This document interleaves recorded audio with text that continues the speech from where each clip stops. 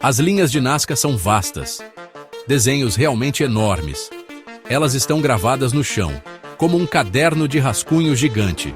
São chamados de geoglifos, criados por mãos ancestrais. Localizam-se na América do Sul, no Peru. Uma mensagem silenciosa e antiga, esperando para ser compreendida. Você encontra essas linhas em um deserto, o deserto de Nazca, para ser mais preciso. É um lugar muito seco, um dos mais áridos da Terra. O solo é plano e pedregoso. Seixos marrom avermelhados cobrem a superfície. Por baixo, o solo é mais claro. Essa paisagem era a tela deles, perfeita para sua arte gigante, preservada pelo clima seco. Os desenhos são realmente diversos. É possível ver animais como beija-flores e macacos, aranhas e até uma baleia. Há também plantas representadas e muitas formas geométricas. Linhas retas se estendem por quilômetros. Algumas figuras são enormes, com centenas de metros de diâmetro. Uma galeria espalhada pelo deserto. Como se vêem essas linhas? Do chão, são difíceis de identificar. Muitas vezes parecem apenas caminhos, mas lá do alto, elas aparecem. Os aviões revelam suas formas verdadeiras. Isso é parte do grande mistério delas. Será que os criadores as viam de cima? Ou as imaginaram com grande habilidade? Hoje, olhamos do céu e nos perguntamos sobre a visão deles. Por séculos, essas linhas permaneceram ocultas.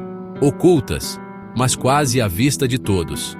A população local conhecia algumas, mas sua real dimensão era desconhecida. Então veio a era dos aviões, nas décadas de 20 e 30 do século passado.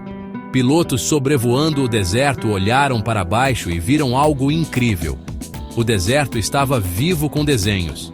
Um dos primeiros a estudá-las foi um arqueólogo peruano. Seu nome era Toribio Mejia Chespe. Ele as encontrou em 1927, enquanto caminhava pela região. Ele começou a mapeá-las. Ele compreendeu sua importância. Ele as chamou de grandes estradas cerimoniais. Seu trabalho foi fundamental. Ele ajudou a trazê-las à luz. Depois, veio um historiador americano, o professor Paul Kosok, de Nova York. Ele chegou ao Peru em 1940. Ele estava estudando antigos sistemas de irrigação. Ele sobrevoou as linhas. Ficou maravilhado com o que viu. Ele ficou famoso por chamar o deserto de o maior livro de astronomia do mundo. Ele acreditava que tinha um significado cósmico. Um novo capítulo de estudos começou. Paul Kosok precisava de uma assistente. Ele encontrou Maria Reich, uma matemática e arqueóloga alemã. Ela chegou a Nazca em 1946 e ficou por toda a vida. Ela dedicou sua vida às linhas, medindo, limpando e protegendo-as. Ela ficou conhecida como a Dama das Linhas. Sua paixão ajudou a salvá-las. Seu trabalho é lendário.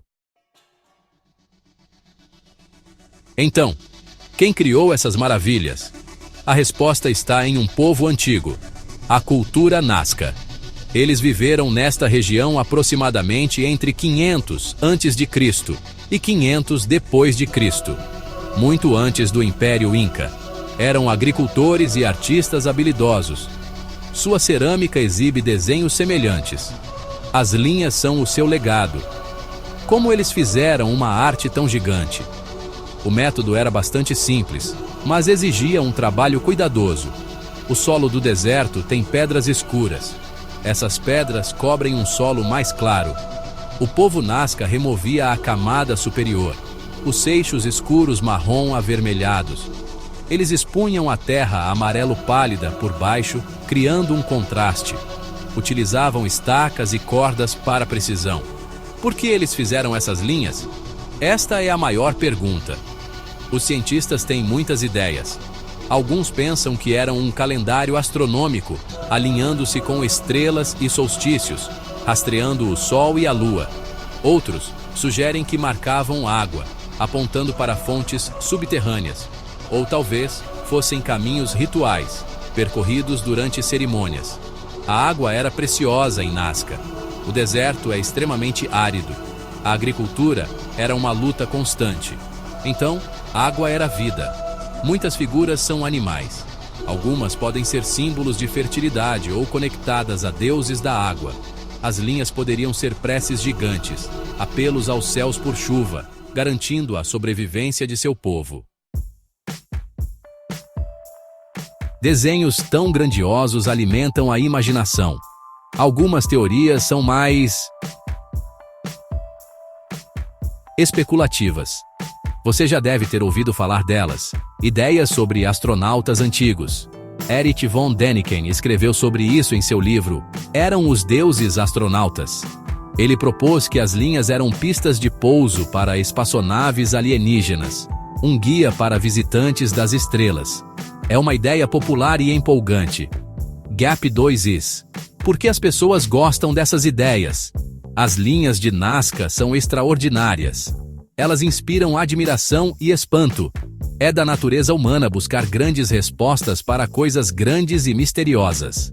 A intervenção alienígena é uma história dramática. Mas não há evidência científica, nenhum artefato de outros mundos, nenhuma prova de tais visitas. A ciência se baseia em fatos testáveis. Os cientistas têm uma visão diferente. Eles veem a engenhosidade humana. O povo Nazca era capaz. Eles tinham conhecimento de sua terra. Tinham matemática e geometria. Eles podiam planejar e executar grandes projetos. Não precisamos de alienígenas para explicar essas obras magníficas. O crédito pertence aos Nazca. Sua cultura, suas crenças, sua habilidade. Assim, as linhas de Nazca permanecem um mistério cativante, parcialmente não resolvido. Sabemos quem as fez. Sabemos como foram feitas. Mas seu propósito exato? Isso ainda é debatido. A dimensão pura é de tirar o fôlego. A arte é inegável. Elas são um testemunho silencioso da criatividade e do espírito humano.